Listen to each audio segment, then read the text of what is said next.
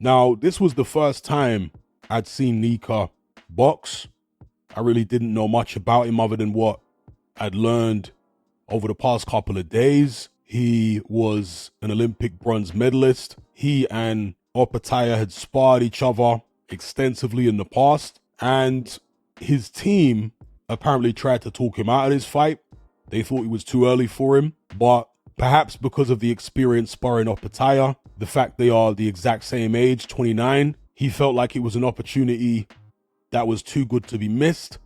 So he grabbed it with both hands. He went in there and he tried to impose himself on Jai Opetaia. Now, one thing which jumped out at me right away about Nyika is, apart from his size, he's 6'6", so a very tall cruiserweight, he also appeared to be very physically strong. In fact, in the clinches, he appeared to be physically stronger than Opetaia. And Opetaia is pretty strong. So Nyika came out, imposing himself on the inside, bearing his weight down on Opetaia, trying to push him back, trying to make it a physical fight and maybe hope to tire him out. He was having some success in the first couple rounds. In fact, he actually wobbled Opetaia towards the end of the second round. I'm not sure how many people caught it, but yeah, he actually wobbled Opetaia towards the end of round 2. And, Opetaia was fighting much more recklessly than normal. He seemed to be very emotionally invested in this fight for some reason. Maybe it's because it was a homecoming for him, fighting in Australia, against a New Zealander. Maybe there was some other reason, perhaps the back and forth they had in the run-up to the fight or something else. But yeah, Opetaia was very, very emotionally invested. He fought very recklessly. In the first couple rounds, he was missing some wild left hands, the likes of which I don't recall seeing from him in previous fights.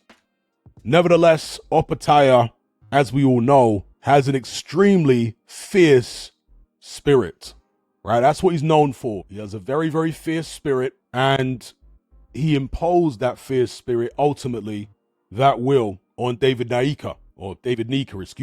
He imposed it on him, and that's when Nyika started to break down a little bit in rounds 3, and then was ultimately taken out in round 4. So it was, if you haven't seen it, a very entertaining fight. There was no feeling out process whatsoever. From the opening bell, both guys came out and started slugging. Ultimately, it was a foolish decision for Nyika to stand in the pocket and trade with Opetaia like that, a guy who certainly seemed to be the bigger puncher. Again, Nyika does have some power there himself. He certainly appeared to wobble Opetaia at the end of round 2, but Opetaia was so much more explosive, faster, puts his shots together in more impressive fashion with his combinations, and as brave as Nyika was, he just couldn't match the ferocity of Opetaia. Opetaia is ferocious.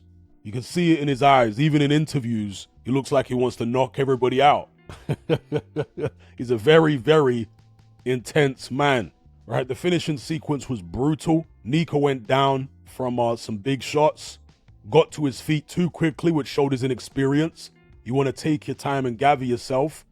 But he jumped straight up due to his pride and what have you. And Opetaia put him straight back down, but this time, as I say, out cold.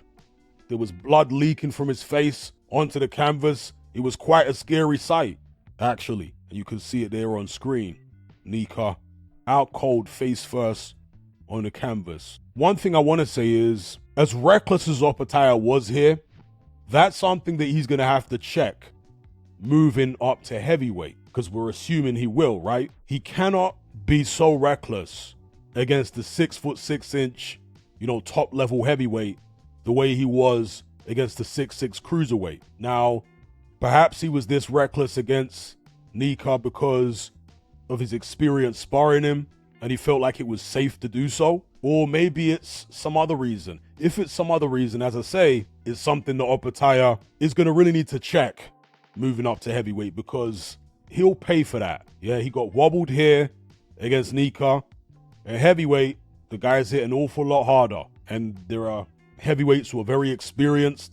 They know how to deal with a hyper-aggressive opponent, how to use their aggression against them, walk them onto shots, so on and so forth. So yeah, Opetaia, after the fight, called out Ramirez, and we'll see if Ramirez is serious about becoming undisputed, because you would imagine that Jai Opetaia would be a much more difficult fight for him than Chris Smith. We know that Gilberto Ramirez takes a very good shot, always did, but he'll really need that punch resistance against Jai Opetaia, who, as well as being a fellow southpaw, is much faster than Ramirez, hits harder, is more explosive, and as I say, he's got a much more fierce spirit. I would say that Ramirez is a more responsible boxer, but then again, Opetaia can be responsible himself.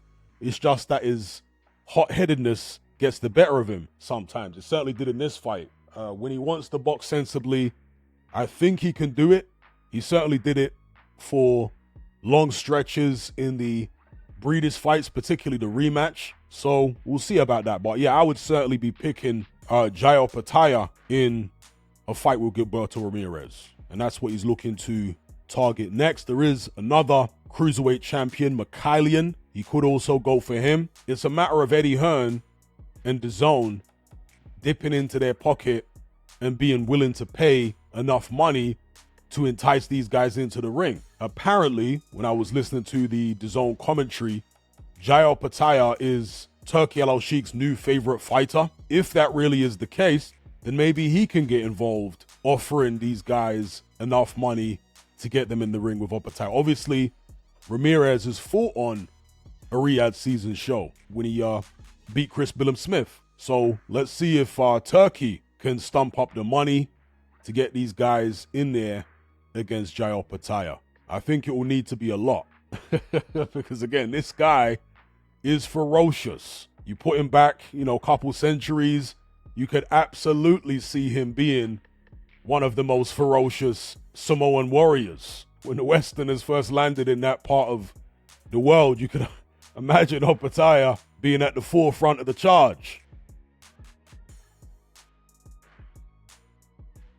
Are you surrounded by mindless bots in human form who adhere to the norm and blindly conform? Who swallow all the mainstream BS and actually ridicule you for questioning things? Do you wish you had more free-thinking individuals in your life to network and converse with? Well, look no further. We're right here. Come and join the Brotherhood of Reason on Patreon. You'll gain access to my weekly topical content where we take deep dives on an endless variety of subjects, as well as my vast back catalogue of podcasts, videos, interviews, movie decodings, and my Confessions of a Nightclub Bouncer series. You'll also get to talk and network with myself and hundreds of other people in our members chat. You can enjoy all this via the Patreon app or on desktop and download all my podcasts in high-quality MP3. There's no contract, no commitment. You can cancel at any time, just like Netflix, but it's a hell of a lot cheaper. Just download the app from the Play Store or the App Store, or simply visit patreon.com on a web browser. Then head on over to my page and select the tier called the Brotherhood of Reason. All the links are in the description box below.